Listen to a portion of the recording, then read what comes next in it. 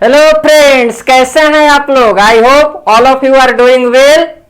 तब आपके लिए खुशखबरी है बच्चों। देखिए, हम स्टार्ट करने जा रहे हैं प्योरली एनसीईआरटी ऑर्गेनिक केमिस्ट्री का revision. Purely NCERT organic chemistry का रिवीजन, एनसीईआरटी, जिसमें कि एनसीईआरटी का हम लोग लाइन बाय लाइन डिस्कशन करने वाले हैं। लाइन बाय लाइन यानी एक एक लाइन का डिस्कशन होगा।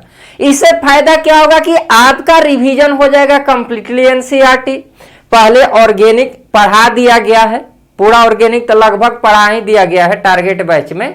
बाकी लोग जो पढ़ लिए हैं ना, हाँ, ये जो नहीं पढ़े होंगे ना उनके लिए नहीं है। मान लीजिए जो अभी इस बार 21 के लिए नहीं है, जो 22 के लिए है उनके लिए मतलब अभी तो नहीं, बाद में काम आ सकता है। ऐसे समझ में आएगा तो अलग बात है, क्योंकि इसमें ओनली एनसीईआरटी में जो दिया है ना उसका डिस्कशन होगा।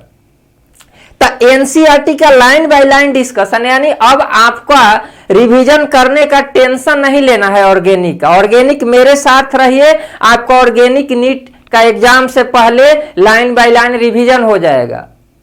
और जैसे जैसे हम लोग चैप्टर करते जाएंगे, तो पहले देखिए कि revision of NCERT organic line by line specially for NEET, मतलब जेई वाले भी देख सकते हैं, क्योंकि जेई में भी एनसीईआरटी फॉलो अभी कर रहा है। लेकिन नीट में तो 100% मतलब उसमें कहीं नहीं होता है कि कहीं कदम डगमगाने का कोई शंका नहीं है, भटकने का। वे नीट के लिए एनसीईआरटी तो सफिशियंट है 100%, क्या 110%। तो स्पेशली फॉर नीट। अब देखिए एनसीईआरटी में क्या क्या चैप्टर है। जब हम लोग ऑर्गेनिक पढ़ाते हैं तो अपने लैंग्वेज में पढ़ाया जाता है, मतलब उसको बांटा गया है। एनसीईआरटी में क्या है, some basic principle and technique पहला चैप्टर है एनसीईआरटी में, जिसके अंदर में बहुत चीजें पढ़ना है। इसमें क्या क्या पढ़ते हैं हम लोग आप जानते हैं। इंट्रोडक्शन, पहला तो इंट्रोडक्शन पढ़ा जाता है, उसके बाद नोमेनक्लेचर पढ़ते हैं और स्ट्रक्चरल आइसोमेरिज्म पढ़ते हैं। फिर इसी के अंदर जीओसी पढ़ते हैं, इलेक्ट्रॉनिक इफेक्ट, और थोड़ा सा रिएक्शन मैकेनिज्म का आइडिया लिया जाता है। ये हो गया। सेकेंड चैप्टर आता है हाइड्रोकार्बन, इंपोर्टेंट है। हाइड्रोकार्बन समझ रहे हैं, इसमें 3 चैप्टर हो गया आपका, अल्केन, अल्कीन और अल्काइन। तो हाइड्रोकार्बन हो गया। उसके बाद तो ये बच्चों यहां देखने वाली बात है कि ये जो आपका है, ए दोनों 1 और 2 ए 11th वाला में दिया हुआ है। ए एनसीईआरटी का 11th में दिया हुआ, ए 11th का चैप्टर है एनसीईआरटी का। सम बेसिक प्रिंसिपल और हाइड्रोकार्बन ए 11th का है। और नीचे वाला जो हो गया यहां से, और एक चैप्टर इधर है केमिस्ट्री इन एवरीडे लाइफ, जो कि थ्योरेटिकल है, ए 12th का है। तो आपको एक चीज तो ये पता चल रहा होगा कि 12th में मैक्सिमम चीज पढ़ना है। एनसीईआरटी का खूबसूरती क्या है, अब इसको कोई खूबसूरती भी मान सकता है और इसको कोई डिफिकल्टी भी मान सकता है। इसका मतलब एनसीईआरटी का नहीं, ऑर्गेनिक केमिस्ट्री का कहिए, एनसीईआरटी का नहीं कहिए, ऑर्गेनिक केमिस्ट्री का खूबसूरती ये है कि हर चैप्टर एक दूसरे से कंप्लीटली लिंक है। मतलब एक को छोड़ के दूसरा, अगर एक कोई बोले हम 11th एस्केप कर देते हैं डायरेक्ट 12th करे, बड़ा दिक्कत होता है ऑर्गेनिक में। बाकी जगह चल जाता है, फिजिकल में भी चल जाता है, लेकिन ऑर्गेनिक इनऑर्गेनिक में एक दूसरे से इंटरलिंक है चैप्टर, जो भी चैप्टर से इंटरलिंक है। इसलिए हर चैप्टर का नॉलेज होना जरूरी है। अब जिसको नोमेनक्लेचर बच्चों नहीं आता है, वो ऑर्गेनिक का क्वेश्चन कैसे हल करेगा। मान लिया जाए क्वेश्चन आ गया 2 मिथाइल 2 ब्यूटीन का रिएक्शन कराना है HCl के साथ, तब पूछेगा कि मेजर प्रोडक्ट क्या बनेगा। और जिस लड़का को 2 मिथाइल 2 ब्यूटीन का स्ट्रक्चर ही नहीं लिखने आएगा, पता होगा, तो रिएक्शन का खाक कराएगा। क्या रिएक्शन करवाइएगा हवा में, क्या सोचिएगा। यानी नोमेनक्लेचर जरूरी है। उसी तरह जीओसी में, जिसमें इलेक्ट्रॉनिक इफेक्ट, आप इंडक्टिव जीओसी पढ़ते हैं, रेजोनेंस, हाइपर कंजुगेशन, ये सब जरूरी है। क्योंकि प्रोडक्ट ऑर्गेनिक जब भी पढ़ते हैं बहुत सारे रिएक्शन में मेजर और माइनर प्रोडक्ट बनता है। तो मेजर और माइनर प्रोडक्ट का डिसीजन लेने के लिए यानी मेजर होगा कौन माइनर होगा, उसके लिए उसका इलेक्ट्रॉनिक इफेक्ट का क्या एप्लीकेशन आना चाहिए। तो इसीलिए एक दूसरे से चैप्टर इंटरलिंक है ऑर्गेनिक में, और रिवीजन होते रहता है ना रिएक्शन का। जैसे रिएक्शन हाइड्रोकार्बन से रिएक्शन स्टार्ट हो जाता है, तो जो रिएक्शन हाइड्रोकार्बन में पढ़ना है वो रिएक्शन इसमें भी आएगा, मतलब रिएक्शन रिपीट होते रहता है। तो ये मतलब ऑर्गेनिक केमिस्ट्री का एक तरह से खूबसूरती है। तो इसमें हम लोग एकदम एनसीईआरटी को फॉलो करेंगे। अब इसके अंतर्गत जो भी है सबको पढ़ाते जाएंगे। जैसे जैसे आपका चैप्टर खत्म होते जाएगा उससे आधारित एनसीईआरटी से जो क्वेश्चन बन सकता है, एनसीईआरटी से जो क्वेश्चन बन सकता है, पॉसिबिलिटी है, उसको फिर हम क्वेश्चन फॉर्मेट भी आपको करवाएंगे, क्वेश्चन फॉर्मेट भी कराएंगे। तो ये टोटल हम लोग को 9 चैप्टर पढ़ना है, टोटल 9 चैप्टर पढ़ना है। लेकिन 9 चैप्टर दिख रहा है, चैप्टर है 9, लेकिन इसमें बहुत कुछ है, बहुत कुछ पढ़ना है। जैसे आप देख रहे हैं ना, इसमें है हाइलो अल्कीन, हाइलो एरिन, यानी 2 चीज हो गया। इसमें अल्कोहल भी है, फेनॉल भी, ईथर भी है। इसमें अल्डिहाइड वाला है, कीटोन और एसिड है। तो बस करना क्या है कि आपको मेरे साथ चलते रहना है, विश्वास बना के। जो लोग जानते हैं, जो बच्चे हमसे पढ़े हैं उनको तो फेथ होगा ही, लेकिन अगर जो नए लोग चैनल को सब्सक्राइब कर रहे हैं, कहेंगे देखेंगे, आपको विश्वास पर चलना पड़ेगा। तब फिर आपको क्या होगा कि ऑर्गेनिक आप टेंशन भूल जाइएगा, घर पर नहीं भी पढ़िएगा तो ऑर्गेनिक वीडियो देख लीजिएगा बीच बीच में, फिर क्वेश्चन का प्रैक्टिस हो जाएगा, तो रिवीजन होते रहेगा। तब बस आपको क्या करना है, वीडियो देखते रहना है रेगुलरली। अल्टरनेट में आपको वीडियो डालते जाएंगे ताकि आप एक दिन देखिए तो फिर एक दिन उसका रिवीजन कर लीजिए आप अपने से। तो ये एकदम आपको फुली 9 चैप्टर हम करवाने वाले हैं एग्जाम से पहले, नीट का जो भी। ऐसे तो बच्चों आप जानते हैं कि डेट 1 अगस्त को अनाउंस है नीट वाला, लेकिन अभी तक आप ये भी जानते हैं कि फॉर्म ही नहीं भराया है।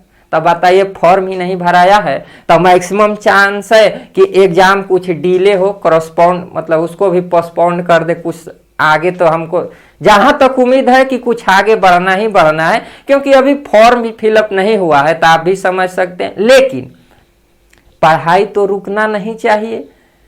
जो दिए होंगे नीट 2020, उन लोगों को एहसास हो चुका था कि पिछला साल लॉकडाउन हुआ था, उसका परिणाम क्या हुआ था कि कट ऑफ बहुत ज्यादा भाग गया था। क्या? क्योंकि एग्जाम कंडक्ट करते हैं वो लोग सोचा कि लॉकडाउन है तब विद्यार्थी सबका पढ़ाई डिस्टर्ब होगा है। नहीं, ये गलत सोचना है। जिसको जुनून है कि हमको डॉक्टर बन जाना है, उसका चाहे कुछ भी कोई भी आ जाए, कोई भी आपदा, कोई भी विपत्ति, कैसा भी कठिन परिस्थिति, उसका क्या बोलते हैं ना, उसका पढ़ाई डिस्टर्ब, उसका रूटीन डिस्टर्ब नहीं होता है। तब विद्यार्थी अपना पढ़िए रहा था, क्वेश्चन थोड़ा हल्का कर दिया, और उसके बाद क्या हुआ देखिए कट ऑफ कितना गया। पहले 600 नंबर लाना अपने आप में एक होता था कि अरे 600 नंबर लाए हैं, 625 लाए हैं। इस बार 600 का कोई महत्व ही नहीं है बच्चों, इसलिए कट ऑफ तो भागना ही है। और इस बार क्वेश्चन का लेवल वहीं रहेगा प्योरली एनसीईआरटी। तो एनसीईआरटी का हर एक लाइन पर एकदम कमांड होना चाहिए। थ्योरी पढ़िए, फिर क्वेश्चन को फॉर्मेट में कीजिए, तो उससे क्या होगा कि आपको दिमाग में सेट होगा। जैसे पहले आपको हम एनसीईआरटी करा दिए रिवीजन, अब उस पर बेसिक जो भी क्वेश्चन बन सकता है उसको भी रखेंगे वहां, जो एनसीईआरटी में दिया हुआ है उसको भी सोल्व करेंगे। तो अब कहां भाग के जाएगा वो अपने आप। ये मेमोरी क्या कहता है, ये दिमाग कहता है ना, देखो देखो लेकिन बार बार देखो। ये बात आप जानते हैं, एक बार देखने से लाइफ में कुछ नहीं होता है, 2 बार। बगल वाला को देखना है तो लोग बार बार देखता है, तब जाके धीरे धीरे क्या होता है, आगे का प्रक्रिया शुरू होता है। आप लोग समझदार हैं तो सही कहा गया है कि देखो, 1000 बार देखो, यानी बार बार देखो। तो पढ़ना उसी तरह बार बार, वीडियो को बार बार देखो, कभी बुक पढ़ लीजिए। इसमें जो चीज बार बार होता है ना, वो इसमें धीरे धीरे अपना पोजीशन बनाते जाता है। मस्ती का यही कमाल है। और जब एक बार वो सही से बैठ जाता है ना तब फिर जल्दी स्किप नहीं करता है। जैसे होता है ना कि कोई चीज पढ़े, लगता है कि यार फिर भूल गए, तो वो शुरू वाला वो कैसे करेगा इतना, तब तो गड़बड़ हो जाएगा ना बच्चों। वो बोलता है बार बार देखो तब यहाँ सेटल हो जाएगा, और जब अच्छा से सेटल हो जाता है तो फिर वो जल्दी एस्केप नहीं करता है। तो इसमें यही आपको हम इस वीडियो में बस इंट्रोडक्शन देने के लिए आए थे कि आप एनसीईआरटी का हम लोग रिवीजन स्टार्ट कर रहे हैं। इसमें एकदम फोकस बना के रखना है, एकदम जैसे वीडियो डाला जाए उसको वीडियो को देख लेना है, जितना बार देख लीजिए आपके लिए बेनिफिट होगा। क्योंकि मेरा मानना है कि ऑर्गेनिक और इनऑर्गेनिक में याद ज्यादा करना पड़ता है, और याद होता है कैसे, सुनने से ज्यादा होता है पढ़ने से।